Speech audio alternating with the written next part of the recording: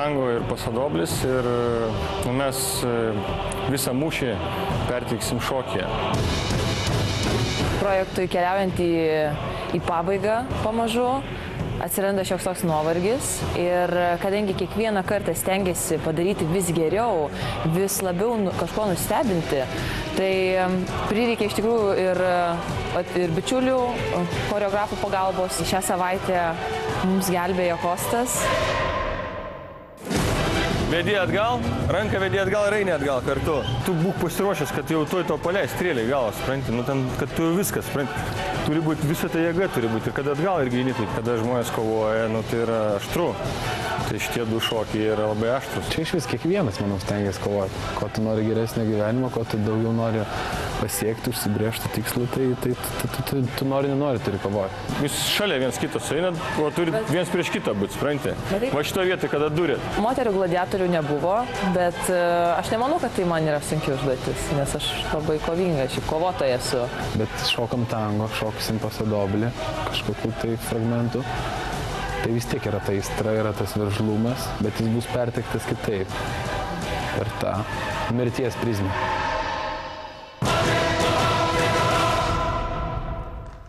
Šokam dainininkas Petras Daunys ir Sandra Seikauskaitė. O aš priminsiu, kad už šią porą savo nemokamą balsą galite duoti numeriu 8800-777-01. Tema Antika. Gladiatoriaus ir liūto dvikova.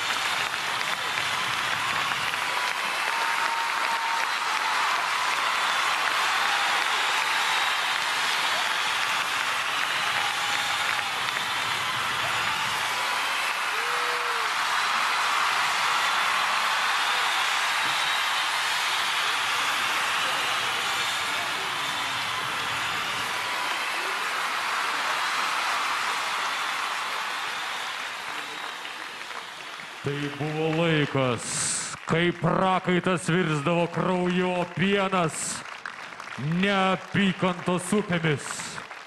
Tai buvo gladiatorių laikai. Ačiū Dievui, mes tais laikais dabar nebegyvename. Sandra Saikauskaitė ir Petras Daunys. Ir štai Rožių jūra. Reikėjo mesti ant parketo. Va būtent, gal suimprovizuojam ir publikos paklausim, Petrai, atiduok man tą.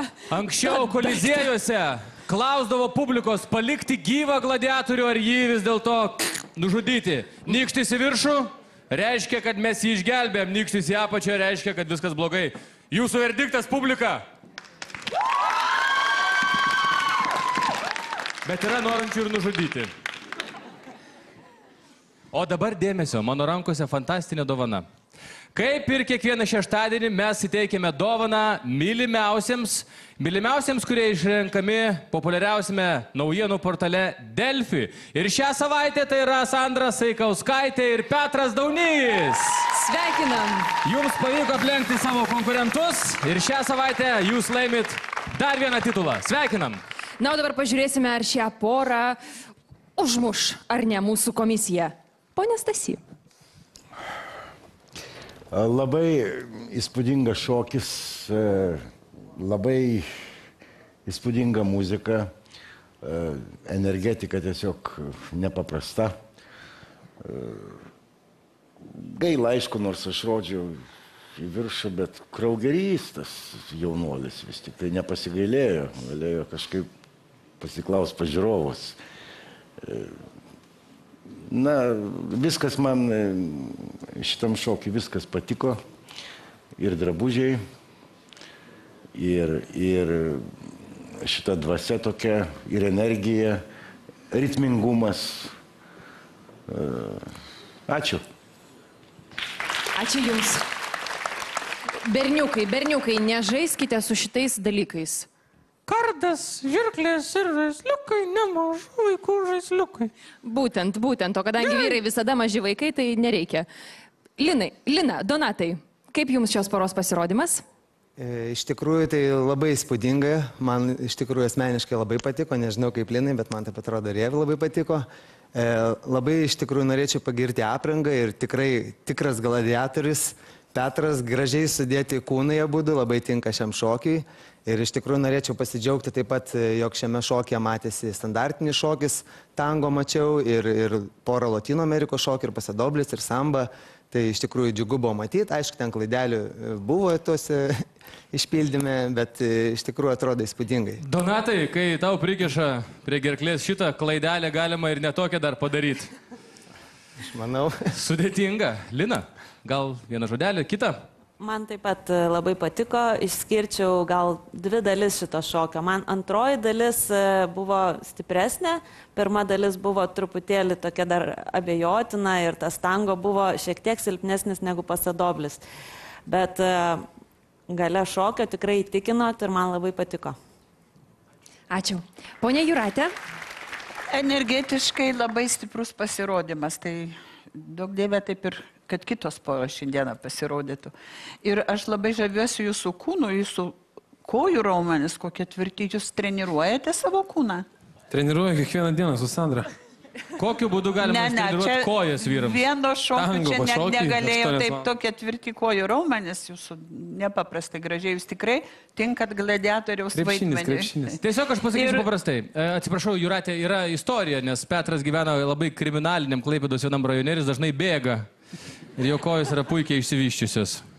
Bet jam dar pasiseks pabėgti iš šito rajono. Šaunuolis Petras, jūs tikrai, kaip Donatas sako, jūs parodėte ir tango, ir pasodoblį, ir sambą.